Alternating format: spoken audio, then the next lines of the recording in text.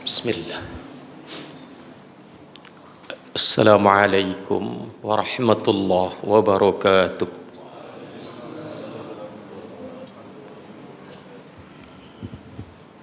Innal hamdalillah nahmaduhu wa nasta'inuhu wa nastaghfiruh wa na'udzu billahi min syururi anfusina wa min sayyiati a'malina may yahdihillahu fala mudilla lahu wa may yudlil fala hadiya lahu. Asyhadu an la ilaha illallah wahdahu la syarika lah wa asyhadu anna Muhammadan abduhu wa rasuluh. Allahumma salli wa sallim ala Muhammadin wa ala alihi wa ashabihi wa man tabi'ahum bi ihsanin ila yaumiddin. Amma ba'du, فإن أصدق الحديث كتاب الله وخير الهدي هدي محمد صلى الله عليه وسلم وشر الأمور محدثاتها وكل محدثة بدعة وكل بدعة ضلالة وكل ضلالة في النار. Saudara-saudaraku, para bapak, para ibu, hadirin hadirat, ikhwatal iman, hafizakumullah wa ra'akum. Alhamdulillah, kita panjatkan puji syukur kehadirat Allah subhanahu wa ta'ala atas segala nikmat yang telah Allah karuniakan kepada kita semua.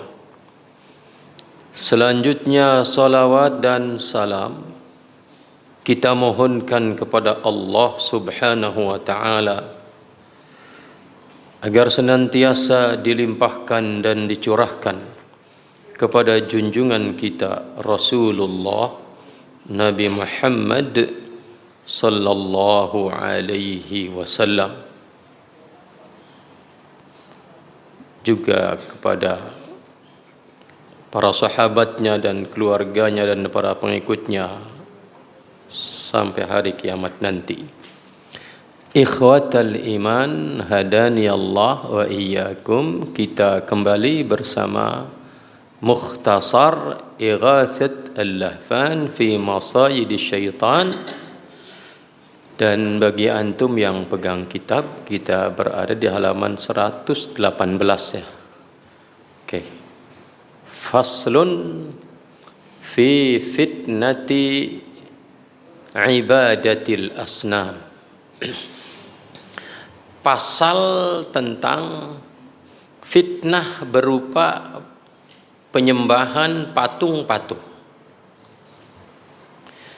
Saudaraku ikhwatal iman, hadani Allah wa iyyakum. Al-Imam Ibnul Qayyim Al-Jauziyah rahimahullah, musannifu hadzal kitab, beliau berkata, kata beliau, faslun fi fitnati ibadatil asnam, thumma jara al-amru ala as-sadadi wal istiqamah. Kata Al-Imam Ibn Al-Qayyim, setelah peristiwa pembunuhan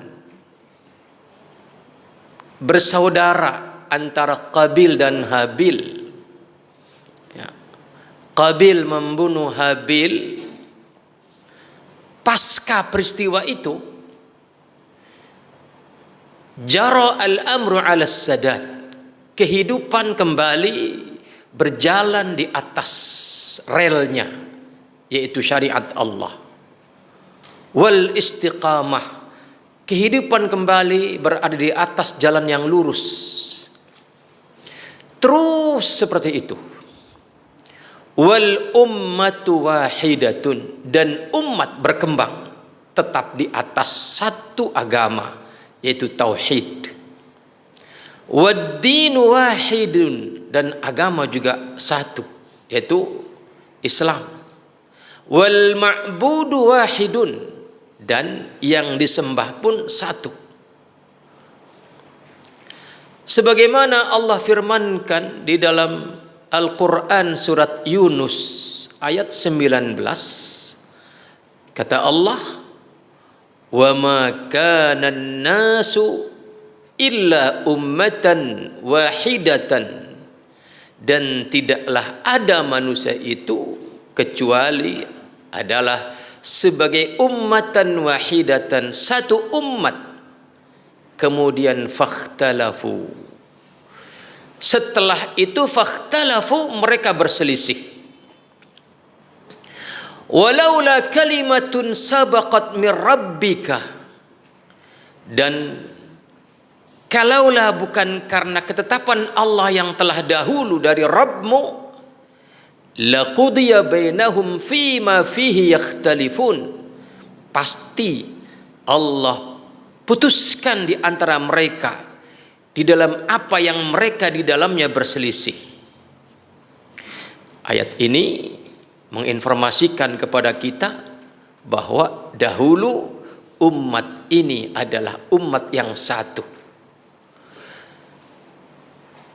Di dalam ayat yang lain, Al-Baqarah ayat 213, Allah berfirman, kana an-nasu ummatan wahidatan, adalah dahulu manusia itu adalah umat yang satu.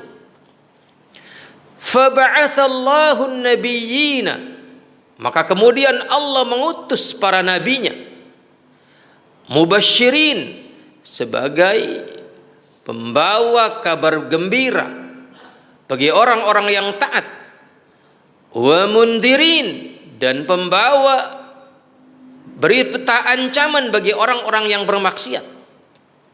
Wa anzala ma'ahumul kitaba, dan Allah turunkan bersama para nabi itu Alkitab, bil haqqi, dengan hak, liyahkuma bainan nas, agar itu Alkitab menghukumi apa yang ada terjadi di antara manusia, fi makhtalafu fih, di dalam apa yang mereka berselisih di dalamnya.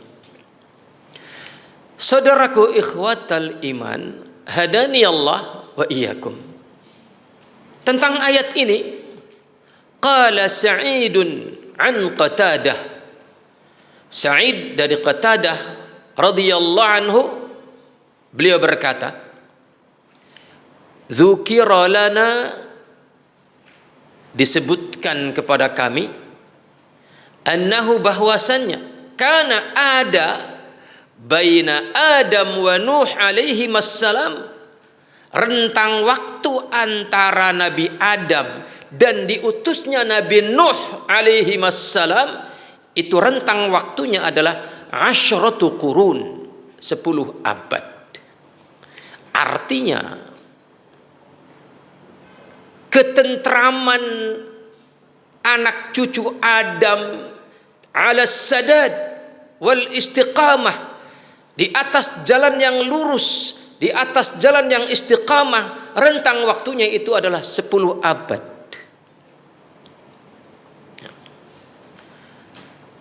Kulluhum alal huda, selama 10 abad itu mereka semuanya di atas petunjuk.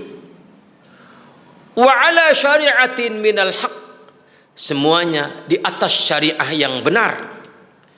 Tsumma ikhtalafu ba'da dzalika, setelah 10 abad berlalu itu manusia berselisih. Saat itulah faba'atsallahu subhanahu Nuhan, saat itulah Allah mengutus Nabi Nuh alaihi salam. Itulah maka kenapa Nabi Nuh itu disebut sebagai rasul pertama. Wa kana awwala rasulin, adalah Nabi Nuh itu adalah awal rasul.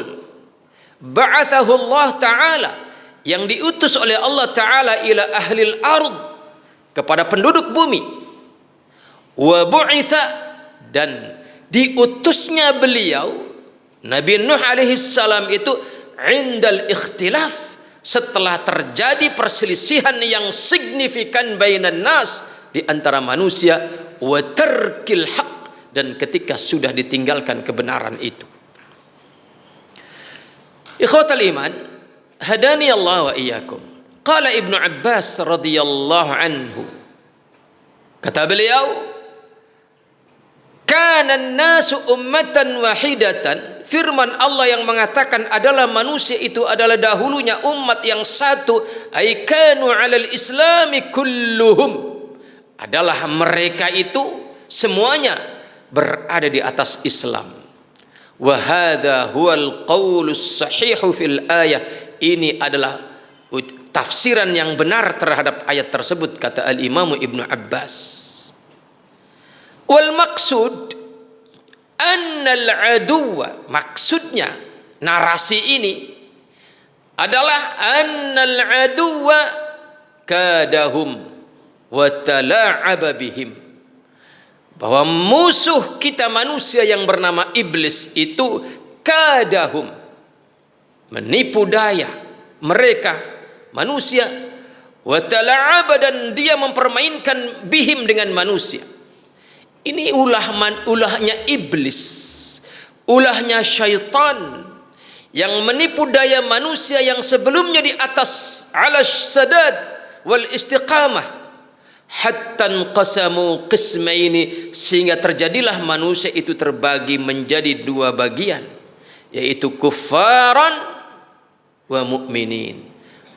Saat itulah manusia terbelah, ada yang kelompok mukmin, ada yang kelompok kafir. Fakadahum bi'ibadatil asnam wa inkaril ba'ats. Yang pertama dihembuskan oleh syaitan, yang pertama dihembuskan oleh iblis,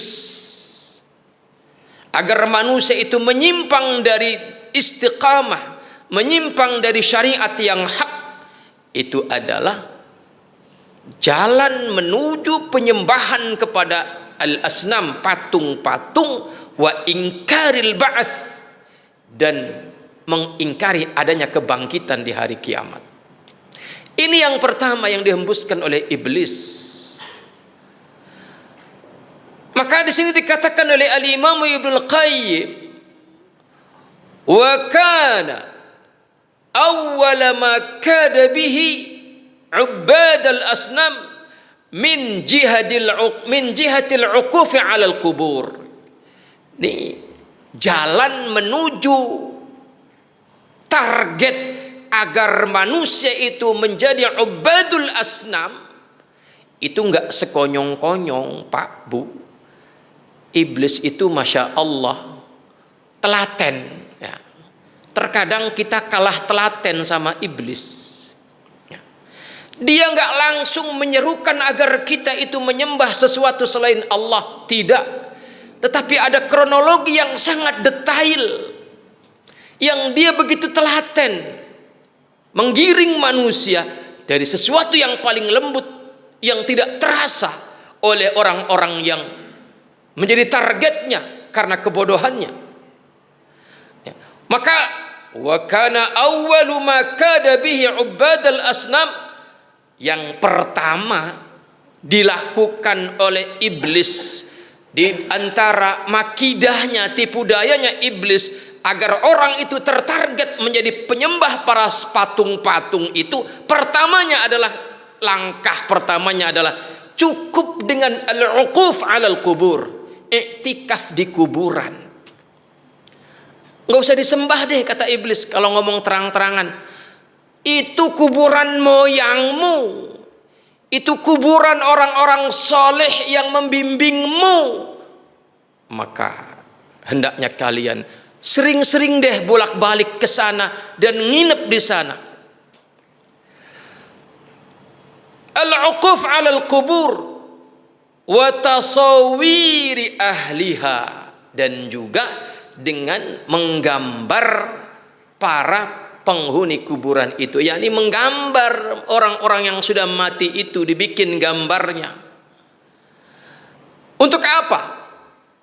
Liyatadhakkaruhum biha, kata iblis, untuk menjadi motivasi agar kamu kalau ingat dia, kamu termotivasi untuk soleh seperti kesalehan mereka. Kamu kalau melihat gambar mereka, apalagi duduk di samping kuburan mereka, kamu akan terinspirasi tentang kesalehan-kesalehan mereka.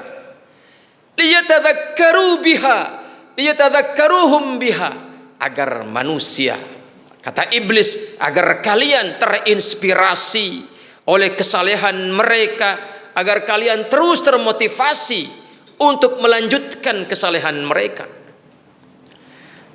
Subhanallah, sesuatu yang nampaknya mulia, dan itulah yang dimainkan oleh iblis terhadap kita.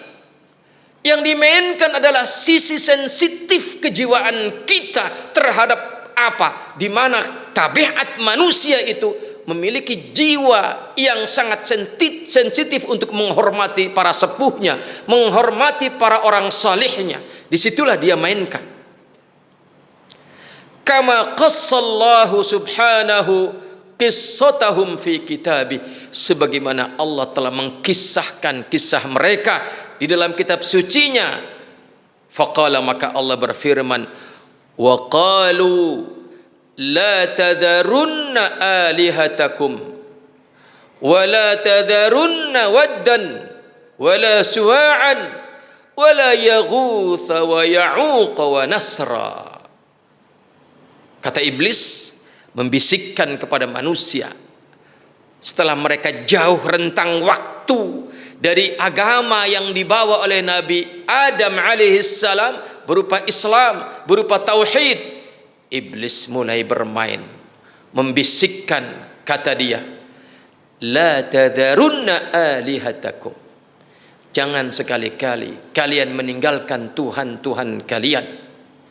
Wa la tadharunna waddan, jangan sekali-kali kalian meninggalkan waddan. Wala suwa'an, dan jangan pula kalian tinggalkan suwa', yaghuth, ya'uq wa nasra. Ikhwatal iman, kata al-Imam al-Bukhari rahimahullah di dalam kitab sahihnya, mengutip perkataan al-Imam Ibnu Abbas radhiyallahu anhu, kata al-Imam Ibnu Abbas,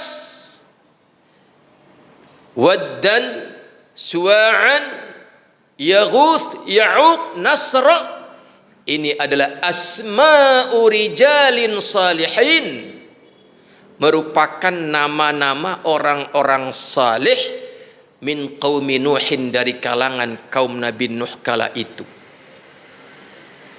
Mereka orang-orang saleh di kala itu. Falamma halaku, ketika orang-orang saleh ini meninggal dunia, auha syaitanu ila qaumihim, syaitan membisikkan kepada kaumnya, kepada muhibbin orang-orang saleh ini, aninsibu ila majalisihim allati kanu yajlisuna ansaba, ayolah kalian jangan tinggalkan majelis beliau orang-orang saleh, duduk-duduklah di sana.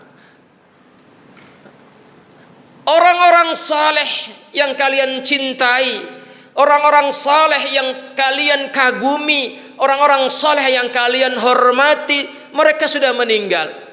Itu memang adalah hukum alam, semuanya akan mati dan pasti semuanya mati. Tapi bukan berarti kalian harus meninggalkan mereka. Luar biasa nasihat iblis. Itu bukan berarti kematian mereka memutus hubungan kalian dengan mereka. Maka jangan kalian putus hubungan mereka.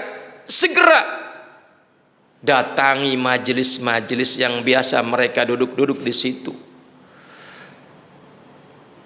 Dan kemudian mereka pun wasammuha, kata iblis, wasammuha bi asmaihim, dan jangan lupa kasih nama-nama dengan nama-nama mereka. Ya. Fafa'alu, maka manusia dikala itu pun terinspirasi oleh bisikan iblis ini dan mereka pun melakukannya. Falam tu'bad, tapi tidak sampai kepada taraf menyembahnya. Ya. Jadi baru sebatas memasang gambar-gambar orang-orang saleh, orang-orang yang mereka kagumi, orang-orang yang mereka hormati, orang-orang yang dijadikan tauladan di dalam kesalehan. Hatta idza halaka ulaika, ini muskilahnya. Ya.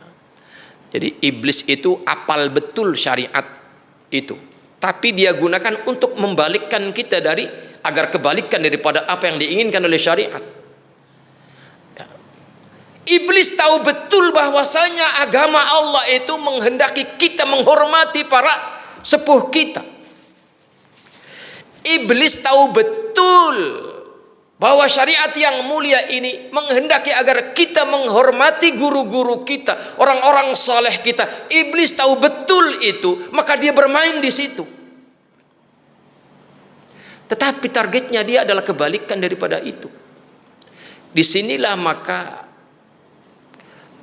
kita hendaknya di dalam membangun cinta kepada siapapun yang kita cintai, di dalam membangun penghormatan kepada siapapun yang kita diperintahkan untuk menghormatinya, itu harus kokoh dibatasi oleh syariat.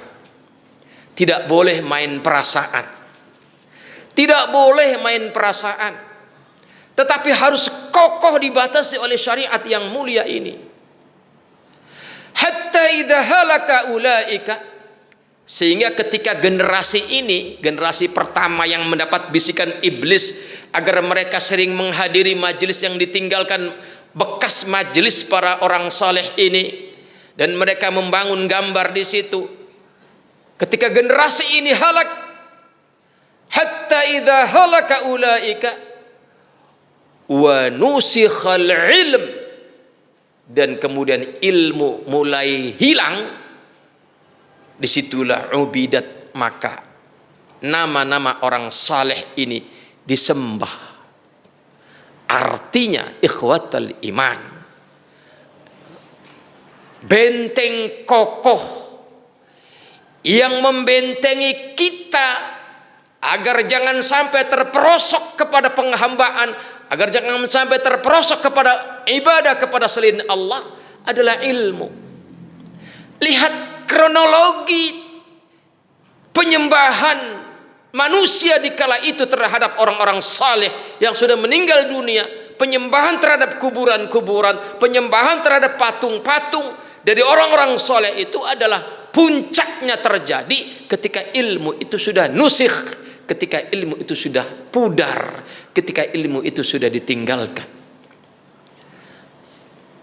Maka orang yang tidak pernah mendekat kepada ilmu, yang dengan ilmu itu dia bisa benahi akidahnya, orang yang tidak pernah mendekat kepada ilmu, yang dengan ilmu itu dia benahi ibadahnya, orang yang tidak pernah mendekat kepada ilmu, yang dengan ilmu itu dia benahi akhlaknya, maka ini adalah jalan menuju runtuhnya agama orang itu.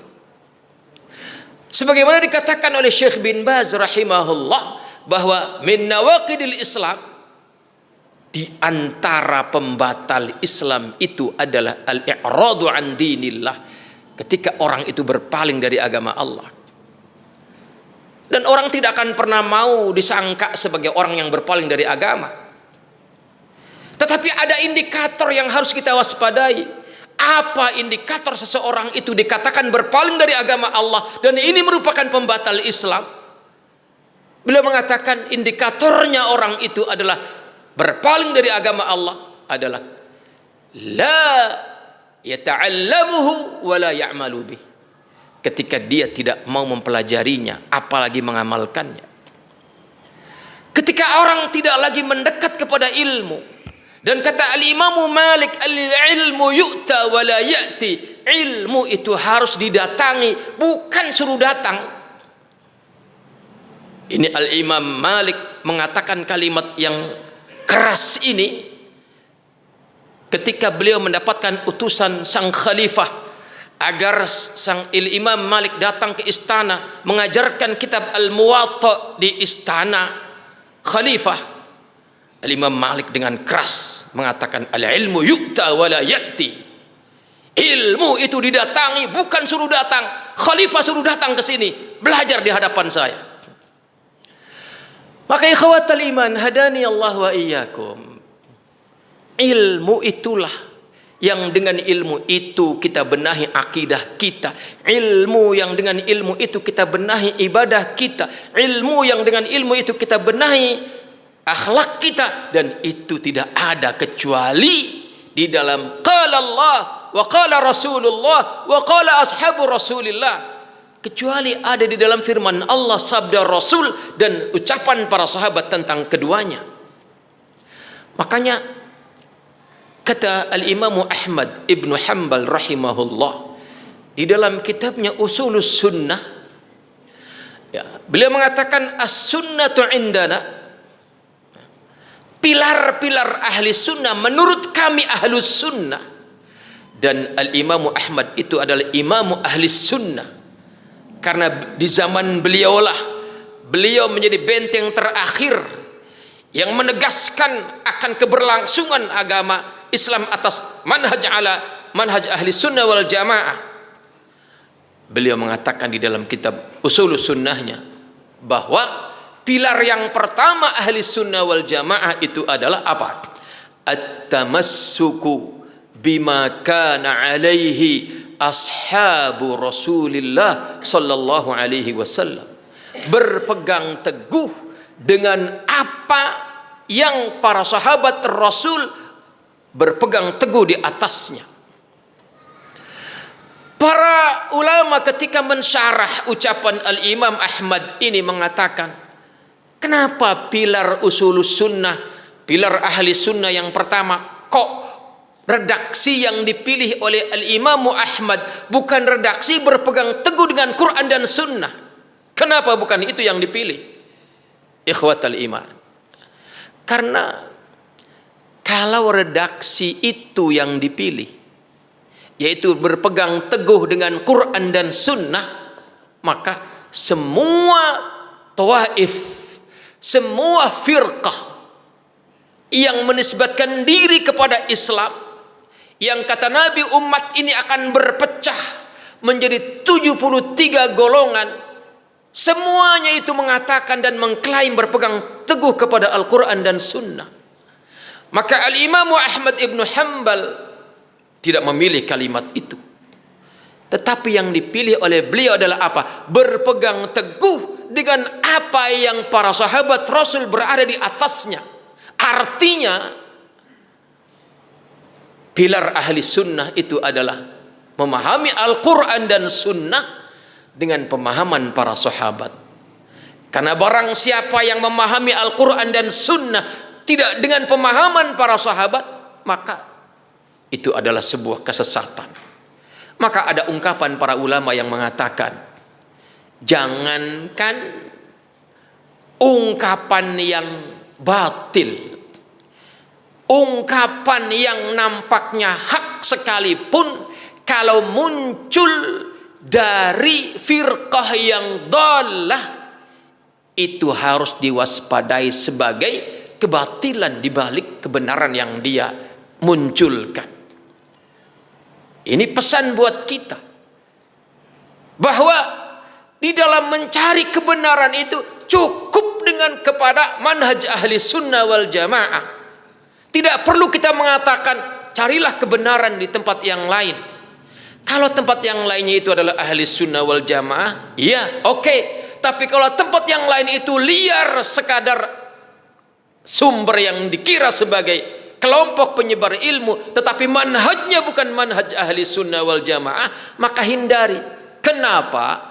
Karena tadi bahwa kalau ujaran dan ajaran Jangankan yang nyata-nyata batil, bahkan yang nampak seolah itu adalah al-haq, tapi kalau muncul dari kelompok yang dhalah, manhaj yang dhal, maka itu harus diwaspadai sebagai kebatilan yang dia inginkan. Sebagai contoh kasus, dan ini sudah pernah saya ungkapkan di masjid ini, contoh kasus adalah seperti ungkapan cinta ahlul bait, ya, baik dari kalangan Syiah maupun yang mengaku ahli sunnah, ketika mereka mengusung cinta ahlul bait, dan itu kalimat yang benar. Kita memang diperintahkan untuk mencintai ahli baitnya Rasulullah sallallahu alaihi wasallam. Tetapi karena lantaran kalimat ini muncul dari mereka yang sesat, manhaj yang salah, maka yang mereka inginkan bukan sebatas itu. Tetapi yang mereka inginkan adalah apa? Ghulu terhadap Al-Imam Ali, ghulu terhadap Al-Imam Husain radhiyallahu anhu, atau hari ini ghulu terhadap klan mereka, ghulu terhadap fam mereka yang mereka inginkan. Maka ikhwatal iman hadani Allah wa iyyakum, ilmu itu ilmu adalah qala Allah wa qala rasuluhu wa qala ashabu rasulihi, dan ucapan para sahabat tentang keduanya. Dan ilmu inilah yang akan membentengi kita dari keterperosokan tipu daya iblis yang akan menggiring kita. Puncak target yang diinginkan oleh iblis terhadap kita, anak cucu, mantan, atau bahkan anak cucu seteru abadinya, yaitu Adam, yang dia inginkan kepada kita adalah apa? Puncaknya adalah berpaling dari tauhid untuk kemudian menyembah Allah subhanahu wa ta'ala. Apa? Untuk kemudian menyembah kepada selain Allah, menyembah kepada patung-patung. Dan yang dia mainkan itu adalah bukan suruh nyembah batu, bukan. Dia begitu telaten membimbing manusia ini untuk kemudian dijebloskan ke dalam kemusyrikan melalui apa? Tabiat dan syariat. Di mana syariat memerintahkan kita menghormati orang saleh, tabiat kita mencintai orang saleh. Disitulah dia bermain. Maka ikhwatal iman hadani Allah wa iyyakum, disinilah pentingnya ilmu. Qala al-Kullabi, wa kana Amr ibn Luhay, adalah seorang manusia yang bernama Amr bin Luhay, kahinan, seorang dukun. Walahu ri'iyun minal jin, dia ini memiliki apa? Informasi-informasi dari jin. Faqala lahu, maka jin ini mengabarkan, berkata kepada Amr bin Luhay ini, ajil al-masira wa dha'an min tuhamah. Kata jin, wahai Amr bin Luhay, bergegaslah engkau, ajil, segerakan, al-masir wa dha'an, segera lakukan perjalanan, min tuhamah bis-sa'di was-salamah, dengan penuh kebahagiaan dan keselamatan. Ngedoain itu jin, ya. Iti Jeddah, kemudian datangi Jeddah. Tajid fiha asnaman mu'addah, maka di sana kamu akan menemukan patung-patung yang sudah lengkap. Ya. Patung, ya. Kemudian fa'uridha tuhama wala tahab, dan kemudian bawa balik lagi ke kampung kamu Tihamah, dan jangan kamu takut. Thumma du'ul Arab, kemudian seru orang-orang Arab ila ibadatiha, untuk menyembah kepada patung-patung ini. Tujab, maka seruanmu akan dipenuhi oleh mereka. Fa'ata nahra Jeddah fastatharaha, maka Amr pun mendatangi Jeddah ini, dan terjadilah kehebohan. thumma hamalaha hatta waradatuha, sehingga kemudian dia mengambil patung itu dan dibawa patung itu ke Tihamah, wa hadaral hajja, dan dia pun kemudian menghadiri ritual ibadah haji. Jadi ibadah haji itu memang ritual yang sangat lama, ya. Fada'al Arab, disitulah ketika manusia kumpul di Makkah, dia menyeru kepada orang-orang Arab ila ibadatiha qatibatan, untuk menyembah kepada patung-patung ini seluruhnya.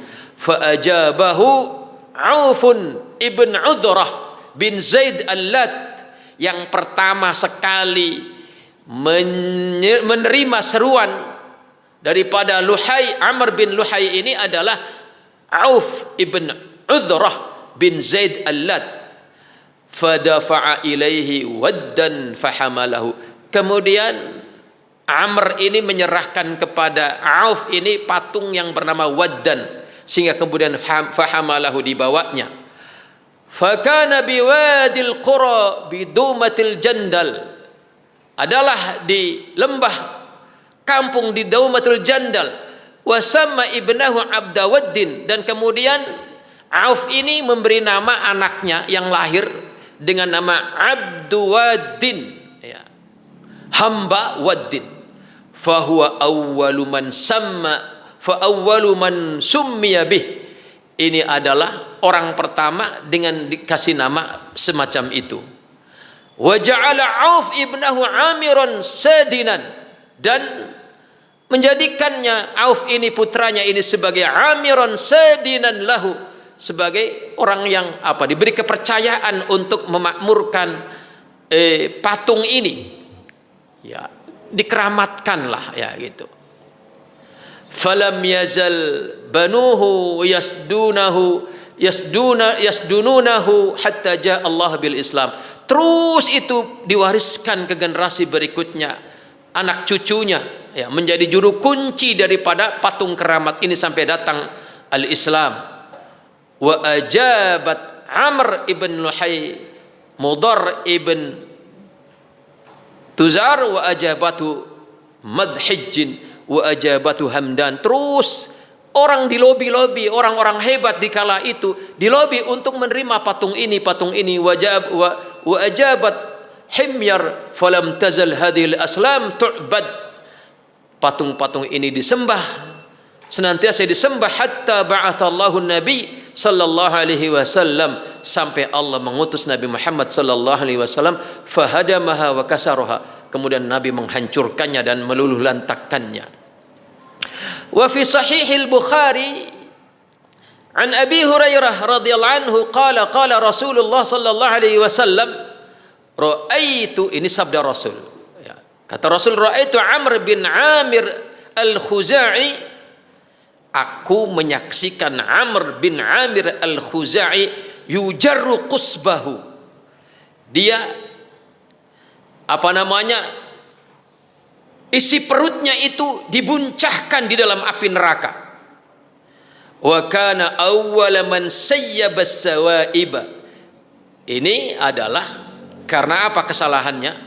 Dia ketika di dunia adalah orang pertama yang melakukan bid'ah sayyabas sawaib, yaitu mengkeramatkan binatang. As-sawaib sebagaimana diisyaratkan oleh Allah dalam surat Al-Maidah, ya, di mana Allah berfirman, ma ja'alallahu min bahiratin wala saibatin wala wasilatin wala ham, ya, Allah tidak mensyariatkan bahira wala saibah. Nah, saibah inilah yang pencetus pertamanya adalah siapa? Amr ibn Amir al-Khuzai, yaitu mengkeramatkan binatang, tidak boleh ditunggangin, tidak boleh disembelih, pokoknya miriplah kayak yang ada di Jawa itu yang disebut kiai itu, ya, ya, dia dibebaskan berkeliaran, mirip-mirip kayak gitu. Ini namanya saibah. Lihat pencetusnya diporak-porandakan, siksa yang sangat mengerikan, isi perutnya membuncah di tengah api neraka. Ikhwatal iman, hadani Allah wa iyyakum. Qala Ibnu Ishaq, wattakhadha ahlu kulli darin fi darihim sanaman ya'budunahu. Puncaknya kata Al-Imam Ibnu Ishaq, semua rumah itu di rumahnya ada patung-patung yang mereka sembah. Fa idza arada rajulun minhum safaran, kalau mereka mau safar, tamassaha bihi, mengusap dulu patung itu. Wa idza qadima min safarin, pulang dari safar, mengusap, tamassaha bihi, usap lagi itu patung. Fayakunu akhiru ahdihi bihi wa awwalu ahdihi bihi, sehingga permulaan apapun dimulai dengan menyentuh patung, dan mengakhiri apapun wa awwalu ahdihi, akhir ahdinya, akhir sesuatu pun mereka dengan mengusapnya, memulai apapun mereka dengan mengusap patungnya. Inilah yang terjadi di kala itu. Falamma ba'athallahu Muhammadan bitauhid, maka tatkala Allah mengutus nabinya Nabi Muhammad sallallahu alaihi wasallam dengan risalah tauhidnya, qalat Quraisyun, orang-orang kafir Quraisy berkata, aja'alal alihata ilahan wahidan, apakah dia Muhammad ini menjadikan Tuhan-Tuhan yang banyak ini dijadikan satu Tuhan saja? Inna hadza la syai'un ujab, sesungguhnya ini adalah sesuatu yang sangat membagongkan, kata mereka. Ikhwatal iman, hadani Allah wa iyyakum. Wa kanatil arab qad ittakhadat ma'al ka'bati tawaghit, bahkan orang-orang Arab ya, menjadikan sesembahan selain Allah, tawaghit, itu mengelilingi Ka'bah. Wahya buyutun tu'azzimuha ka ta'zimil Ka'bah. Tawaghit ini